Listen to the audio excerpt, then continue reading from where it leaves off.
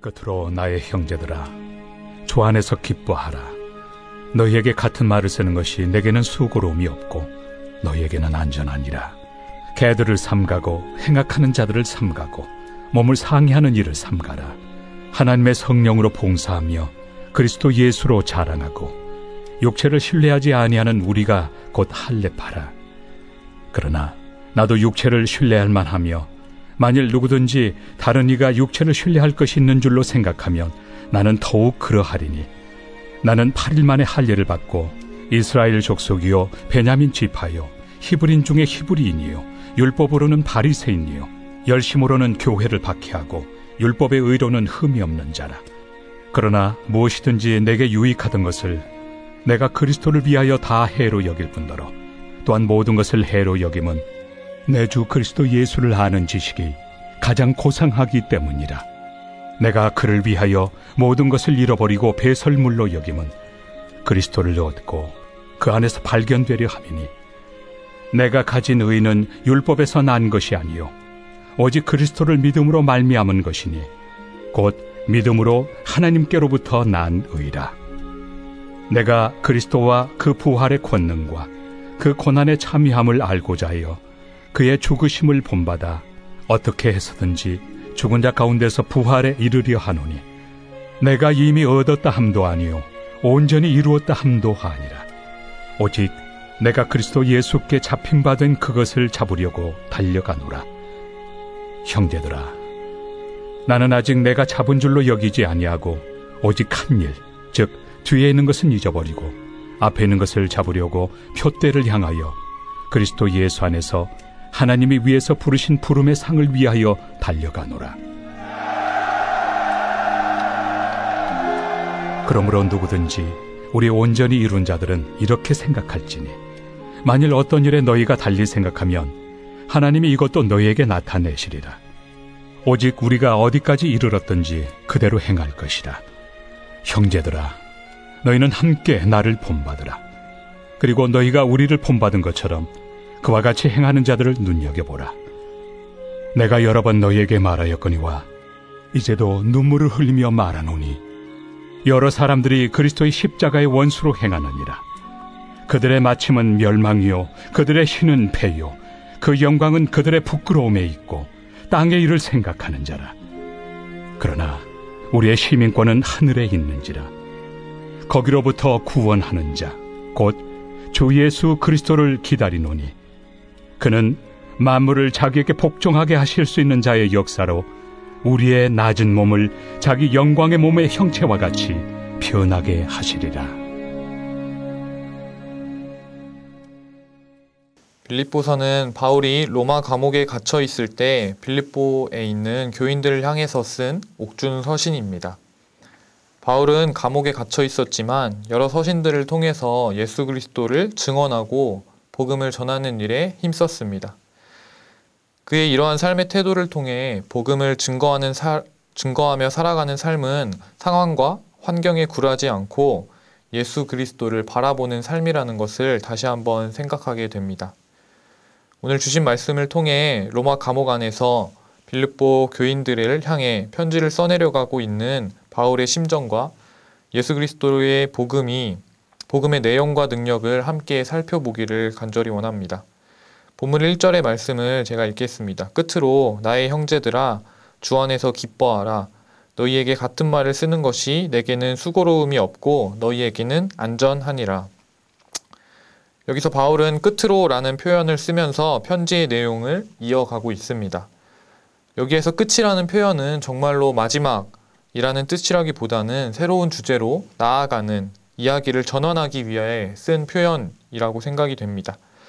그래서 끝으로라는 표현보다는 덧붙여 말하자면 이라는 표현으로 이해하면 좋을 것 같습니다. 바울이 계속해서 주의를 기울여 가며 빌립보 교인들에게 당부하고 싶은 것은 유대주의에 관한 것입니다. 바울은 스스로도 예수 그리스도를 영접하기 이전에 유대주의에 깊이 심취해 있던 사람이었기 때문에 빌립보 교인들에게 유대주의에 관해서 상당히 조심할 것을 당부하고 있습니다. 특별히 빌립보에는 이방인으로서 예수 그리스도를 영접한 사람들이 많았기 때문에 신앙적으로 유대주의에 대해서 헷갈려 하는 사람들이 굉장히 많았습니다. 또한 그것들을 동경하는 사람들도 있었을 것입니다. 정통이라는 것을 앞장세워서 유대주의가 진정한 신앙이라고 가르치는 자들이 있었기 때문에 바울은 그들을 조심하라고 지금 말하고 있는 것입니다. 2절의 말씀에 개들을 삼가고 행악하는 자들을 삼가고 몸을 상해하는 일을 삼가라 라고 나와 있습니다. 바울이 유대주의를 얼마나 싫어했고 배격했는지 하는 알 수 있는 표현입니다. 바울은 그들을 개들이라고 표현합니다. 동서고금을 막론하고 사람에게 개라는 표현을 사용한다는 것은 굉장히 심한 욕설입니다. 특별히 유대인들은 이방인들을 향해서 교제할 수 없는 더러운 자들이란 의미에서 개들이라는 표현으로 그들을 멸시하는 경향이 있었습니다. 재밌게도 마태복음 15장을 보시면 예수님께서도 가나안 여인이 찾아와서 귀신 들린 자신의 딸을 치료해 줄 것을 요구했을 때 여자의 믿음을 시험하기 위해 자녀의 떡을 취하여 개들에게 던짐이 마땅하지 아니하다라고 말씀하신 것들을 볼 수 있습니다. 물론 이 경우에는 여자의 믿음을 보시기 위해 이렇게 예수님께서 말씀하셨지만 당시에 유대인들이 보기에는 딱히 틀린 말도 아니었던 것입니다. 유대인들의 생각에 이방인들은 쓰레기를 주워 먹고 다니는 개들과 같기 때문입니다. 그런데 오늘 본문에서 바울은 이방인들을 개들이라고 말하는 율법주의자들, 유대 율법주의자들에게 오히려 개들이라는 표현을 사용하고 있습니다. 또한 바울은 행악하는 자들을 삼가고 몸을 상해하는 일을 삼갈 것을 요구합니다. 이러한 것이 유대주의로 나타나는데 쉽게 말하자면 몸을 상해하는 일, 즉 할례를 주장하는 자들을 조심하라는 것입니다. 전통적으로 유대인들은 할례를 받음으로써 자신들이 선민임을 증명했습니다. 하나님을 믿는 믿음과 육체의 할례를 받는 것을 동일시했던 것입니다. 상황이 이렇다 보니 이방인들 가운데서도 개종을 한 사람들은 할례를 받아야 할지 말아야 하는지에 대해서 헷갈려하는 사람들이 생기기 시작했습니다. 유대주의자들은 당연히 이방인들이라도 할례를 받아야만 하나님의 백성이 된다는 논리를 펼쳤습니다. 그것이 자신들이 지켜온 신앙의 전통을 이어갈 수 있는 중요한 잣대가 된다고 여긴 것입니다. 그러나 사도 바울은 이것을 두고 볼 수 없었습니다. 예수 그리스도를 믿어 구원에 이르는 것은 율법의 행위를 이행함으로가 아니라 오직 하나님의 크신 은혜로 말미암아 이루어지는 것이라고 믿었기 때문입니다. 마음의 믿음으로 새긴 할례가 더욱 중요하다고 말하고 있는 것입니다. 이 부분에 대해서 사도 바울은 로마서 2장 28절과 29절을 통해 이렇게 설명하고 있습니다. 무릇 표면적 유대인이 유대인이 아니요 표면적 육신의 할례가 아니니라. 오직 이면적 유대인이 유대인이며 할례는 마음에 할지니 영에 있고 율법 조문에 있지 아니한 것이라. 그 칭찬이 사람에게서가 아니요 다만 하나님에게서라 라고 말합니다. 겉으로 보이는 신앙이 진정한 신앙이 아니라 속사람이 강건한 신앙이 진정한 신앙이라고 말하는 것입니다. 바울도 예수 그리스도를 영접하기 이전에는 유대 율법주의자들과 전혀 다르지 않았습니다. 오히려 그들보다 더 열심히 율법을 숭배했던 사람이었습니다. 그가 얼마나 이 일에 열심히 있는 신자였는지는 4절과 6절에서 이렇게 표현합니다.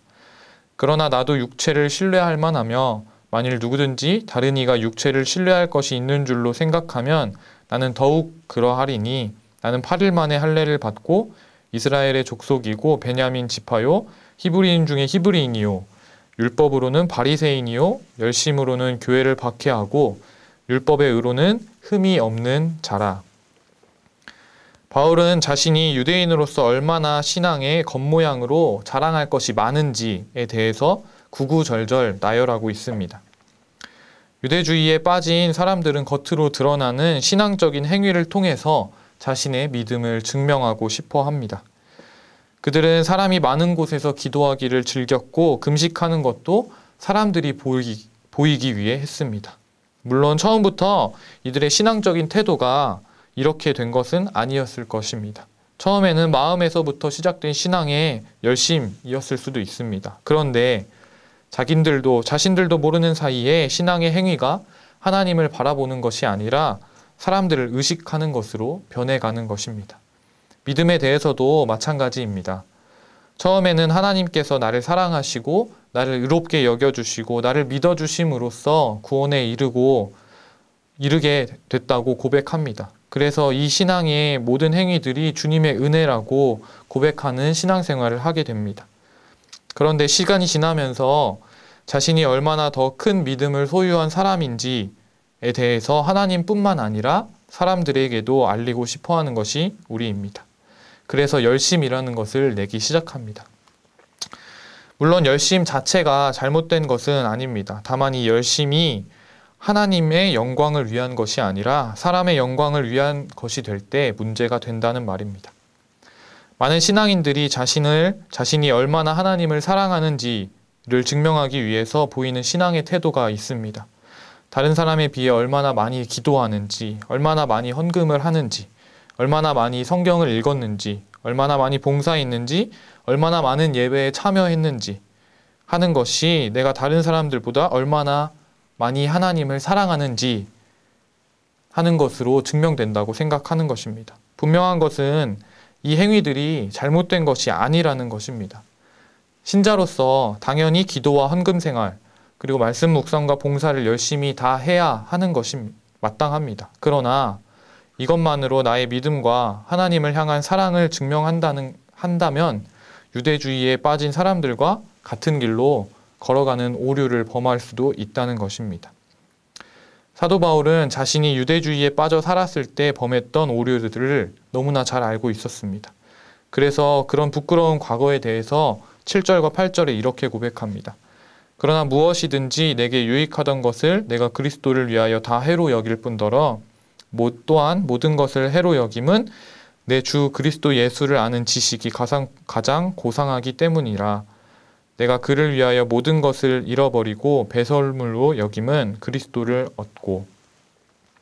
그는 이전에 유익하다고 생각했던 것을 다 해로 여길 뿐만 아니라 배설물로 여긴다고까지 표현했습니다. 이러한 표현 속에서 이전에 자신의 신앙의 잣대가 얼마나 소용이 없는 것인지 표현하고 있는 것입니다. 그렇다면 예수를 아는 지식의 고상함은 무엇일까요? 무엇이 하나님을 향한 나의 뜨거운 사랑과 믿음을 증명할 수 있는 방법일까요? 그 해답은 10절 말씀에 나와 있습니다. 내가 그리스도와 그 부활의 권능과 그 고난에 참여함을 알고자 하여 그의 죽으심을 본받아 라고 나와 있습니다. 예수와 함께 죽는 것이 주님을 향한 뜨거운 우리의 사랑과 믿음을 증명하는 방법입니다. 사랑하는 성도 여러분, 우리가 주님을 뜨겁게 사랑하고 있다는 것을 무엇으로 증명할 수 있겠습니까?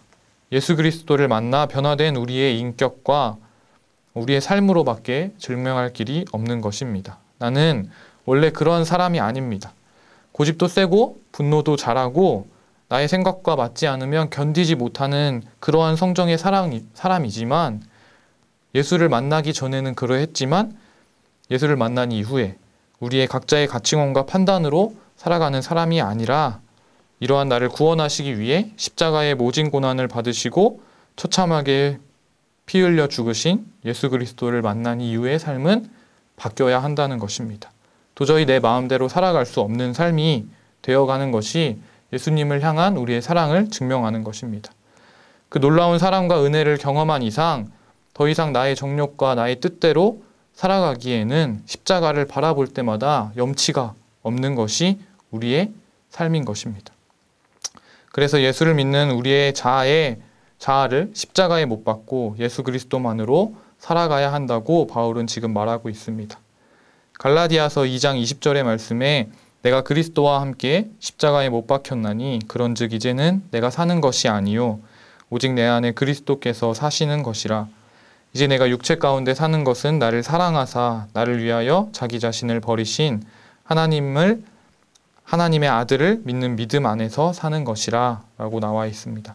겉으로 보이는 신앙의 행위가 나의 의로움을 증명하는 것이 아니고 그것이 하나님께로 나아갈 수 있는 길이 아님을 바울은 말하고 있습니다. 예수 그리스도가 아니고서는 도저히 죽어질 수 없는 나의 자아가 예수 그리스도로 말미암아 죽어지고 우리의 인격에 변화하며 내가 하나님을 얼마나 사랑하고 있는 사람인지를 증명하는 척도가 되어줄 것입니다. 오늘도 십자가의 자아를 못 받고 오직 예수 그리스도만을 자랑하는 저와 여러분이 되기를 간절히 소망합니다. 기도하겠습니다. 사랑하는 하나님, 오늘도 말씀 가운데 임재하셔서 우리를 가르치시고 또한 말씀으로 살아낼 수 있게 하시니 너무나 감사합니다. 주님, 정말로 우리가 우리의 어떠함을 자랑하고 우리의 행위를 자랑하는 것이 아니라 예수 그리스도의 어떠함을 자랑하고 예수 그리스도를 통해 변화된 나의 인격을 드러내며 하나님 앞에 온전히 살아갈 수 있는 그러한 사람들로 인도하여 주시옵소서. 주님, 코로나 사태로 인해 아직까지 교회에 나오지 못하고 서로를 만나지 못한 날들이 길어지고 있습니다. 주님, 우리를 불쌍히 여기시고 우리가 다시 만나서 함께 사랑을 나누며 성도 간의 교제를 할 수 있는 날들이 속히 올 수 있도록 인도하여 주시옵소서. 사랑이신 예수 그리스도의 이름으로 기도합니다.